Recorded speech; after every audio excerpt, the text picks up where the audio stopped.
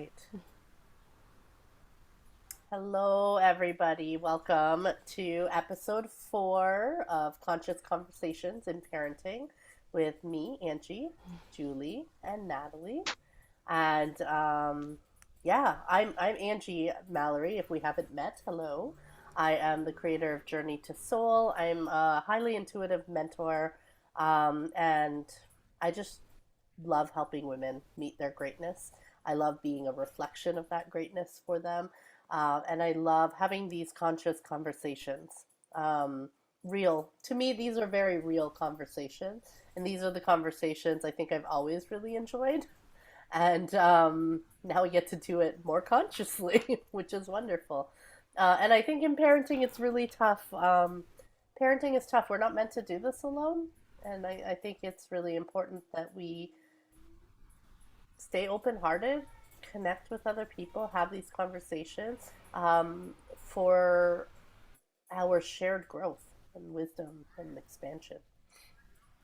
Yeah, I'll let Julie, if you want to introduce yourself. Absolutely. Hello, Julie, and I'm a mother to two boys, 11 and 12. And parenting um, really pushed me to step into loving myself infinitely and unconditionally so I could become the role model for my children that I've wanted to be, which has also led me to my mission on earth, which is becoming infinitely loving of myself unconditionally, all parts of me, and wanting to share that with the world. The skills that I've used, what I've learned over the time, and having these conversations is a one wonderful way to do that. So I'm grateful to be here. And Natalie. Hey guys, I'm Natalie. I have two kids of my own, 8 and 11, and I'm also an intuitive writer. I love reading too, and I love writing. And I love these conversations. I love, deep diving into conscious awareness. And that's what a lot of my work is just having these conversations and sharing tools that have worked for me, and keeping it really simple. Because when we overcomplicate things, that's when everything gets mucky and we feel stuck, right? So it's important to keep it simple too. Yeah, I agree. So thank you. Today we're going to be talking about big concepts, big concepts, and how do we have these conversations? We are exploring big concepts as we awaken, right? We are being introduced to new concepts that are totally counterintuitive to like society's programming. And as we unfold these and reconcile it within our own lives, how are we as parents introducing this to our children? Because sometimes you're awakening in the middle of parenting. So you've been parenting one way for so many years, and then suddenly you're realizing, certain things don't matter, and you know what I mean? And how do you now change that parenting? And how do you share the concepts with them? Like, two of the biggest concepts for me that I've been reconciling for years is that nothing is wrong. There is no right and wrong, right? Nothing is wrong. And that's really hard. Children certainly think certain things are wrong, you know. And so it's really hard, and I'm just curious to see what rises up out of the conversations about, how are you bringing that to your children? And I'd love to hear the perspectives on that. And then also just, oh, what was the other one? So nothing is right and wrong, and the other big concept is, oh, it's escaping me right now. It'll come back if it's meant to. Yeah. Yeah. All right. Well, yeah. So So, that's our yeah, topic so as today. you were talking, Yeah. I loved what you were saying about how we are awakening and we are deciding that maybe something we were doing all this time doesn't necessarily align with who we are and who we want to be. And you brought me right back to my children's toddler age when I was very reactive anyone watching, I don't know if they've watched any of my previous videos or not, but I've discussed anger being an emotion that I've really had to work through in this lifetime and process and learn how to process in a healthy way. So when they were younger, I could become reactive very quickly. So the first concepts I started bringing to them were how to process emotions in a healthy way so that I am not, being harmful to myself or others, whether it be yelling or, throwing something. That's not the example I wanted to model for them. But I was modeling that example for them. So I started getting help myself and then bringing that topic up by apologizing when it would happen, calling myself out on it because they were too young to really call me out at that time. Now they can very easily. And it's the reason they can now is because I brought that concept up to them that, okay, I've made choices I'm not comfortable with, and this is not the way that I want to choose to show up for you. So now I'm going to choose something different, and this is what I'm going to choose. And then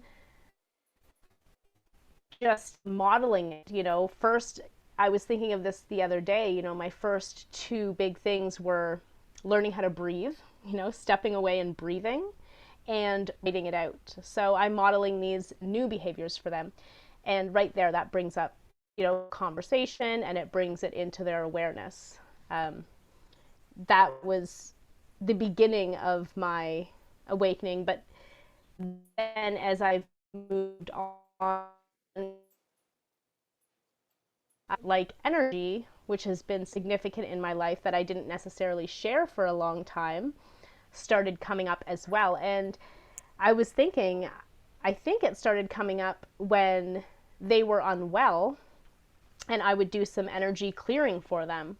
So I would just be doing some energy clearing, and then they would ask me what I was doing, and I would be able to share that with them. So, yeah, I think it kind of comes up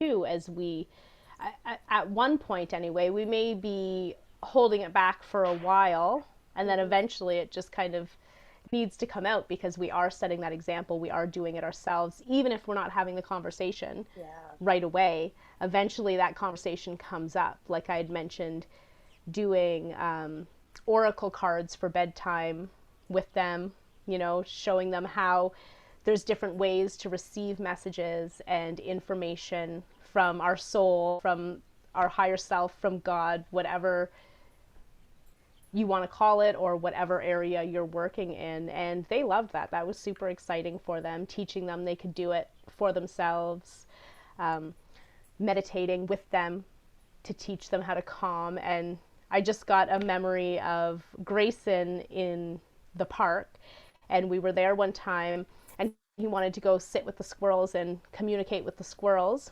talking to everything as well, like talking to the animals and the insects and everything from the time they were young. And I looked over after a little while, and there he was, just sitting there with his eyes closed and his legs crossed and breathing. And my heart just swelled so much. I was like, oh my goodness, he's meditating. It's amazing. We bring these concepts to our children, and they can really take them on very quickly and understand them quickly. I sometimes think that our children actually know these concepts more than us. Yes. Yeah. And that's why they pick it up so fast. Like Leah has picked up certain things very quickly. Yeah. Yeah. Yeah, especially the younger they are. Yeah. The younger they are, I mean, they're because there's less programming, and also they're just, if they're 3 years old, well, they've only been in this incarnation for 3 years, right? Everything else is still fresh, right? Yeah. They Yeah. have so much imagination, so it doesn't matter what you bring to Yeah. them. It Everything's plays into possible to them. imagination. Exactly. It's like, ooh, that's something. Yeah. Yeah. And you brought up at the beginning, Angie, how a big thing with you is there is no right and wrong, because that's just part of the veil on this planet. But how do you bring that concept kids, right? Especially depending on, I guess, yeah, depending on their age too. But so the way I kind of do it is, yeah, there is no right and wrong, especially when it comes to other people's ideas or emotions. But I also explain to my kids, and especially my son, because he's very much in line with these bigger concepts. And just for reference, he's 8 years old. So what I do is, yeah, there's no right or wrong, because that's just an idea that people made up. At the same point, we are on a physical planet. Yes. So the choices that you make does have a physical impact. If you decide to cross really busy highway, there's going to be consequences, right? So is it wrong to cross the highway? Like, like it's, and that's like towing the line. So often I'll bring that in, I'll remind him, like we are in a physical body, even though our soul is eternal. We're in this physical body for a reason, right? And life is very, very precious. That's the message that I really try and instill in my kids, is that, everything is precious, but life, like, it's such a beautiful, precious gift that we've been given. And it's over in the blink of an eye, right? It seems really long when you're in the body, but really it's just a little blip Not. in time. So really introducing that concept of, incorporating, yeah, there's not necessarily anything right or wrong about anything, but that concept, that idea, that veil is part of this world, is part of this physical world. So we have to learn how to navigate through that, however feels right to us, like good to us, right? Like what makes you feel really happy, what makes you feel light. Yes, that's what That's I've the way taught to my go, kids. I've not taught what my feels. kids that way. I've taught them the feeling, like, yeah, what feels good and what doesn't feel good. Yeah, And avoid putting a label on it because it doesn't feel good. It doesn't mean it's wrong. It just yeah, doesn't feel good. So you don't have to, you can choose not to, not to engage, whatever that is. yeah. And then that makes it less like black and white in their head, Yes. right? Yeah, I think so. Hmm. And I hear so much of what Julie says all the time, no harm to self, others, the environment. And, Yeah. this is a teaching, it's interesting. It's one of the core teachings in the Buddhist teaching of your life is precious. It's like one of the Yeah. first teachings, right? And I never really thought about bringing that to my children. I don't know. I mean, I think I share that with them, but I don't know that I've ever consciously done that. Hmm. Yeah. And so you kind of opened my eyes to that. Yeah. And it depends. And when it comes to answering the question, like, how do we have these big concept conversations? Do we need to make it like it's a big conversation? Right? That's my first question. And the second question is, you also have to take into consideration that individual that you're interacting with, right? Because people can only meet you or meet these concepts as deep as they've met themselves. Yeah. And it doesn't matter if they're 90 years old or they're 9 years old. And again, this is kind of a fine line because you don't want to assume things about others. Um, but you can kind of tell if someone's just not getting it, or they're not interested in it, like also respecting that, because we're all here to learn certain lessons. Um, but again, a lot of it is, if you feel you need to have conversations, if your child's open with these conversations, that's great. But you don't need to have these conversations. You can just, as you're changing your behavior, as you're, reminding yourself out loud, like I know we all do, they're observing that, right? They're little sponges. Kids are sponges. They're going to absorb all of this, whether they're aware of it or not. And maybe they'll apply it right now. Maybe they'll apply it in 20 years, right? But are you living that big concept? Ooh, that's a good one, Right. right? Yeah, and I think Julie, you said it best, like earlier when you were talking about you end up naturally kind of you hold it at first, and when you said that, I was like, yeah, you do, because you're trying to figure it out. So you hold it, but you're right. Like as it reconciles within you, you start embodying it, and then it becomes a natural part of conversation, right?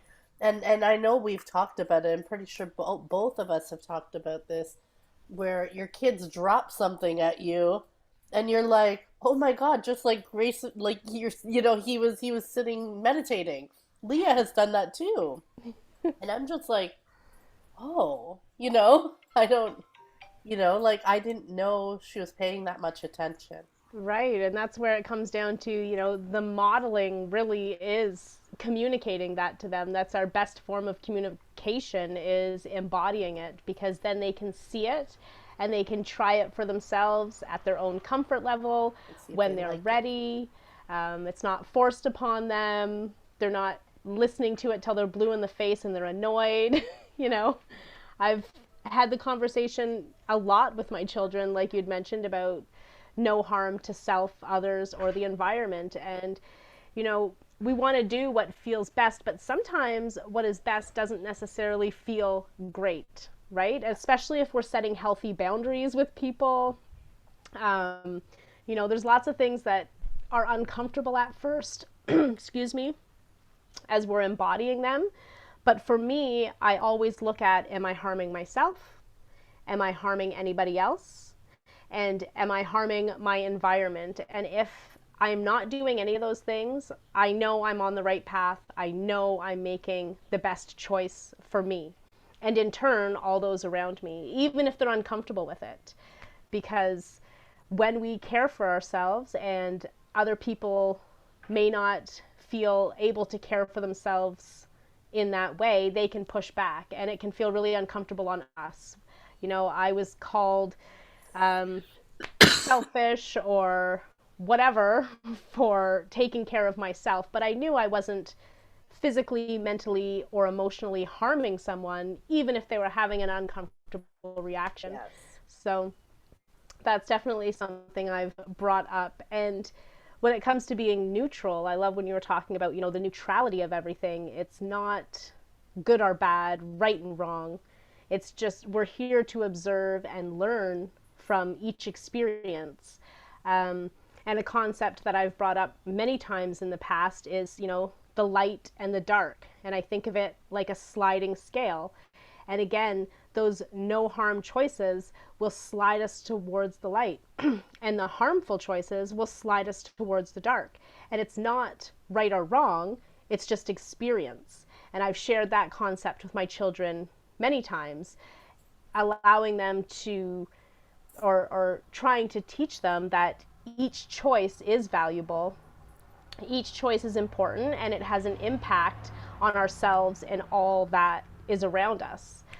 So those are ways that I've brought those concepts in. And I find bedtime often, like we do talking time at Yes. Yeah. bedtime, we do reading time at bedtime. I find a lot of these conversations come up then. And it's more the modeling that happens during the day. And then when we really sit down and have these conversations, they seem to come up at nighttime. And yeah, so that's some big concepts that I've been having, conversations that I've been having with my children for quite some time. Yeah. That's funny that it comes up at bedtime, because it's always when kids always have all the questions, right? Yeah. Because they don't want to go to bed. Yes, that's funny. That's Yeah, you probably a just made me great think. time to bring it in, right? Because I'll then they'll fill be your more open head. to it, because they just want to delay bedtime. They do. And my kids actually like nighttime is like the time that I'm not distracted. And so Mm. they love it. They love like especially the oldest, she loves it. That it's the only time that I am finally stopped. Like I'm not so distracted. And so that's again, I've been working on presence with my child, right? And that's exactly why, because during the day I'm not as present. And so at nighttime, because she has a hamster now, right? And the hamster is a night animal, she tends to get up, right? just so she could see her hamster and then come see me. And then she just wants to sit with me and she wants to have these conversations at night with me. And at first I resisted them and I was getting irritated and you know what I mean, that she was up and it clicked. I was like, "Oh, I get it." And I told her, I talked to her about it. I said, "Do you like coming down because I'm present with you?" No. And she said, "Yeah, you're not distracted." And so I was like, "I see." So, I stopped getting mad at her. Am I really going to fault her? Yeah. And I tried to just make more conscious effort during the day to be more present with her. Yeah, and you bring up a good point too, Angie, of being open to how our kids want to have these big concept conversations, Mm, right? Maybe you want to have it, around lunchtime, but they're not driving with that. So being open to, um, conversations at night, or maybe, I don't know, maybe when you guys are like coloring together, right? Maybe that's kind of when they're more open to it, or when you're going for a walk or a drive, right? yeah.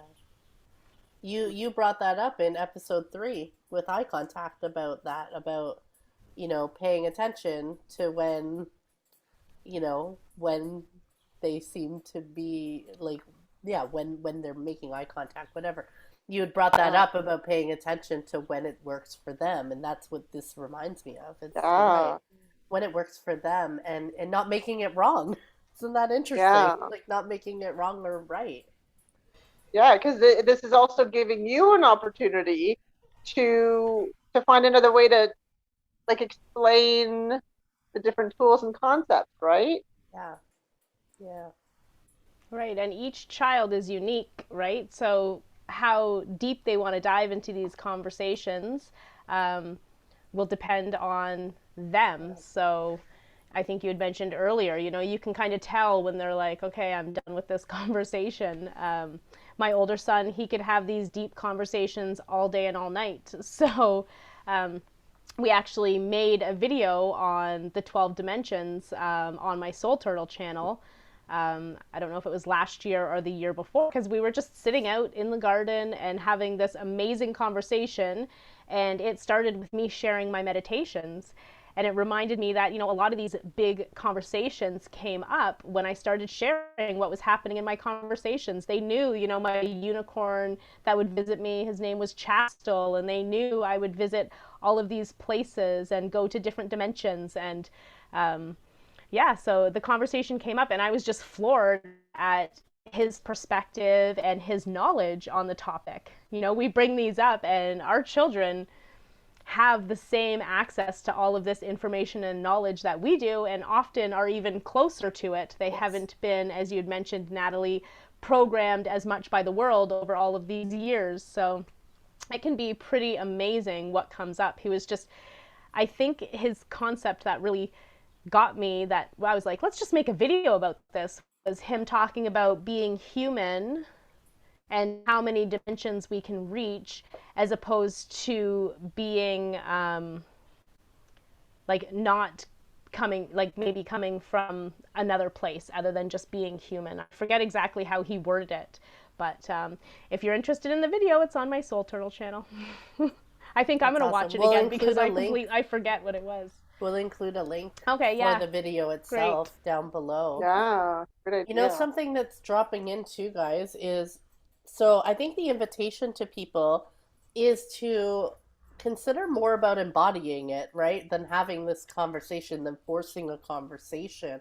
And I think Right. also there's an opportunity if you're noticing that your children aren't embodying the things you're learning or they're not reflecting that to you, right? It's a question to ask ourselves then, am I embodying what I'm learning? It could be a Yeah. really Or are great you just question. talking about embodying it, right? Are you Yes. walking the walk? Yes. Look at your children. See, what are they Right. bringing? What are they reflecting to you in your growth? Because they will reflect your growth to you. They definitely reflect my growth to Yeah. me. I was going to say, I think we've mentioned it before about how quickly we can see that reflection, Yes. and we're suddenly like, whoa, what am I doing here? Because the reflection I'm seeing is not so comfortable right now. Yeah. Exactly. And I think there's a really great opportunity to look at it that way because that's something about the awakening journey too. We can learn a lot of these concepts, right? But the goal is to embody them. The goal is Yeah, to apply them. apply them in your life, right? And so we can apply them. And I think yeah, these big concept conversations, I love that this was a topic because the mind makes it more than it is. Yeah, don't make such a big deal out of it, It's right? not a Just big be deal. natural. Yeah, Like it's just not a big make deal. it, instead of talking about the weather and like boring stuff, just talking about scrubbing out your day or rewriting it or choosing a better thought or Yeah, asking your change the spirit guides or language. your spirit animals. Like my son often talks about his dragon, and then I have a bird, right, that I always relate to, and we just talk about, my guides. Who, one of them is my birth father who passed a couple of years ago, and he'll talk. He's like, "Oh, I think like Marino likes this story," and I'm like, "Yeah, of course he does, right?" Like, apply the shit that you're learning, guys. Don't be Normalize it. afraid, and don't be afraid to be real about it. If it feels natural to you, then just embody it. You'd be really Mhm. surprised at the changes that come out of it. And you'll be surprised at how receptive the children are to it. Like your Yeah. conversation in the garden, Julie. Like, like you were probably like so surprised. Like, oh my I gosh, was. like wow, you're even thinking about this. I Give your was loving it. children the space. Yeah, give them space, and then becomes part of your everyday life, Yes. And right? then you expand more. From When it. you Yeah, embody it's reflected around you, so you just expand more. That's why we have these conversations. Like if we just kept these conversations to ourselves, we wouldn't expand more. yeah. Oh, well, that feels complete. That It was does feel awesome. lovely. Yeah. Any last thoughts on that? Um, I was just thinking what I had said about Stephen having these big, long, deep conversations and meeting them where they're at. And for example, Grayson, reading the oracle cards and the animal messages and doing the meditations was where he really dove in. So in each child, we're going to find different experiences and different communication. And it's just beautiful to see um, Yeah, what they want to embody, right? Yeah. the individuality of it. Yes, Yeah. yes, exactly. I invite anyone watching this video, I invite you to just introduce one little thing that you've learned. Just introduce it to your child, you know, for fun. One of the ways I started actually when I realized there was this imbalance or this sort of out of alignment, I introduced them to the Divinely Guided Children series that Sherry Divban created for children. And it introduces them to guides, it introduces them to energy, it introduces them to spirit animals, to nature, how nature is a reflection. Like, it's really cool. Just goes through all these different concepts. And the kids were, each one gravitated to a different thing. I thought that was cool. Hmm. Right, similar to ourselves as we're learning all of these Yeah. connections that we can make. We naturally gravitate towards well, extra senses is what I like to call them. Yeah, Yeah. So introduce them to one thing. yeah, I like that. And I'll think of that too. Because I'm sure there's things I haven't introduced the kids to. But Right. it's true. When you're embodying it, they just see it. You're just being it. Yeah, It and then reminds they'll me. imitate it, right? Like a big thing for me this year has been, again, like Julie was saying earlier, like do no harm. Well, do no harm to insects. I will, even wasps, I'll grab a cup and a piece of paper and I'll bring them outside. Me too. And now they'll come tell me there's a spider or an earwig. Although I'll be honest, earwigs are still a place of expansion for me.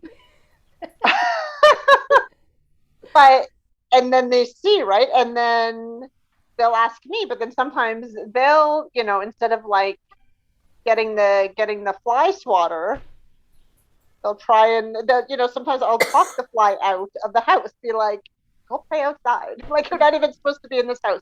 And then you hear, and then again, children mimic, right? Or they think it's just that's just the new normal, right? Mhm. Oh, you're Um, just making my heart expand so much. That's one of the lessons from the time they were practically born that I was teaching them with do no harm and the insects, because children love and are so fascinated with insects, but often they're harming them, or even frogs, or, yeah, crayfish, whatever it may be. And I was always very challenged by that because I love everything and believe that all life deserves to be respected. And that's something that I taught from a very young age. And it makes me so grateful to see that reflected back in my children as well.